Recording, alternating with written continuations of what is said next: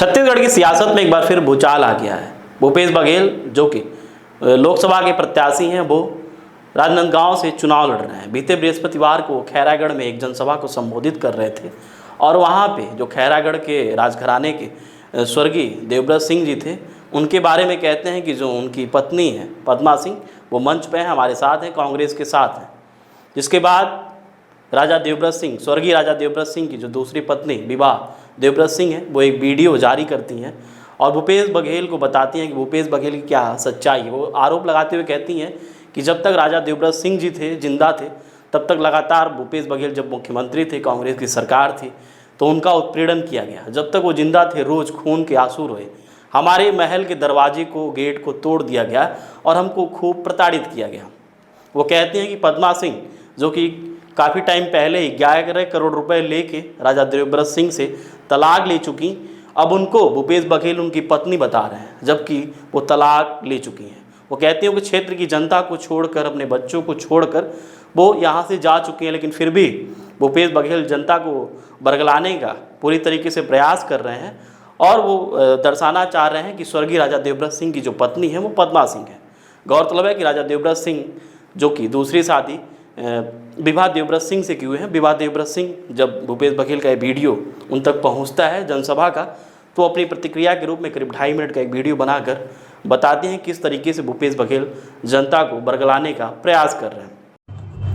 मैं विवाह देवव्रत सिंह जी, आप लोगों से इस वीडियो के थ्रू कुछ रिक्वेस्ट करना चाहती हूँ। हमारे राजनांदगांव की जनता, हमारे खैरागढ़ की जनता, क्षेत्रवासियों, जिस तरीके से भूपेश बघेल जी और पद्मा ने मिलकर महल को ख़त्म किया, महल पे पत्थर बरसाए, हमारे ऊपर जानलेवा हमला करवाया और हमारे महल को बंद करा के महल की राजनीति ख़त्म करी।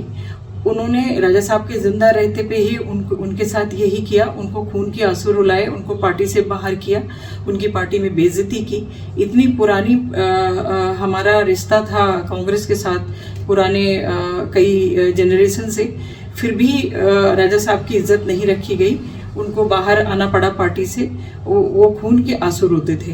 वो मैंने देखा है वो किस तरह से परेशान थे कांग्रेस के साथ में। और आज उनके ख़त्म होने के बाद, उनके नहीं रहने के बाद, कभी उनकी मूर्ति बना करके उसके थ्रू, कभी उनका नाम, उनकी जो औरत पद्मा 11 करोड़ लेकर के जा चुकी, उस क्षेत्र को छोड़ दिया उसने 11 करोड़ के लिए, उसने बच्चों को छोड़ दिया, उसने राजा देवव्रत सिंह जी को छोड़ दिया। उस औरत को ला करके बार बार भूपेश बघेल जी और उनकी यशोदा वर्मा जी जो है वो ये बता करके कि प्रेजेंट वाइफ पद्मा है कह के वोट कलेक्ट कर रहे हैं, जिसका मेरे पास वीडियो भी है, सबूत भी है, और वोट कलेक्ट करने की कोशिश कर रहे हैं। इस तरह से मेरे राजनांदगांव के क्षेत्र के लोगों को बहका करके भूपेश बघेल जी बहुत ही गलत कर रहे हैं। उनको ये नहीं करना चाहिए। मेरी सबसे विनती है, मेरे क्षेत्रवासियों से विनती है कि इस बात को ध्यान में रखते हुए ऐसी महिला जो कि एक बार तलाक करके, पैसे लेकर के, सबको छोड़ करके जा चुकी और फिर आके उसने महल में पत्थर बरसवा करके भूपेश बघेल जी के साथ, कांग्रेस पार्टी के सह पे उन्होंने मेरे ऊपर जानलेवा हमला कराया, मेरे घर को बंद करा दिया। ऐसे लोगों को वोट ना डाल के अपने उज्जवल भविष्य के लिए सही पार्टी जो उनको अच्छा भविष्य दे, उनको वोट डालें, और ना कि वो भूपेश बघेल जी की बातों में आए, झूठी बातों में, कि वर्तमान पत्नी पद्मा नहीं है और पद्मा का हमारे परिवार राजघराने से कोई लेना देना नहीं है, नितिन पंत की वाइफ है। और भूपेश बघेल जी और यशोदा जी अगर ये बोल रही हैं तो बिल्कुल गलत है। आप लोगों को सिर्फ ये मैं बताना चाहती हूँ, और हमें उम्मीद है कि आप सारी की सारी जनता हमारी बात पे ध्यान देंगे और सही पार्टी को चुनेंगे, उज्जवल भविष्य की तरफ ध्यान देंगे। बहुत बहुत धन्यवाद। गौरतलब है कि भूपेश बघेल जो कि राजनांदगांव लोकसभा सीट से कांग्रेस के उम्मीदवार हैं, प्रत्याशी हैं, और 26 तारीख को ही वोटिंग होनी है, तो लगातार वो जनसभा को संबोधित करते आ रहे हैं।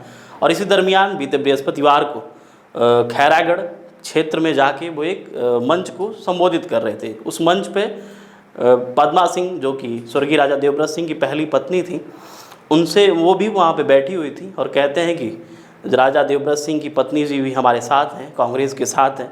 और मैं आप लोगों से अपील करता हूं कि आप लोग कांग्रेस को वोट करें, जिसके बाद ही विभा देवव्रत सिंह भड़क जाती हैं और भूपेश बघेल पर हमलावर होते हुए एक वीडियो जारी कर बताती हैं कि कहीं ना कहीं पूरी तरीके से कांग्रेस का छलावा है, भूपेश बघेल का छलावा है। वो जनता से गुहार लगाती हैं, जनता से निवेदन करती हैं कि आप लोग भूपेश बघेल के बहकावे मत आइए।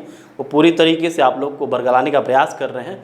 राजा देवव्रत सिंह की पहली पत्नी पद्मा सिंह जो कि तलाक ले चुकी हैं, और भूपेश बघेल और यशोदा वर्मा लगातार वो लोग बता रहे हैं कि जो पद्मा सिंह हैं वही स्वर्गीय राजा देवव्रत सिंह की पत्नी है।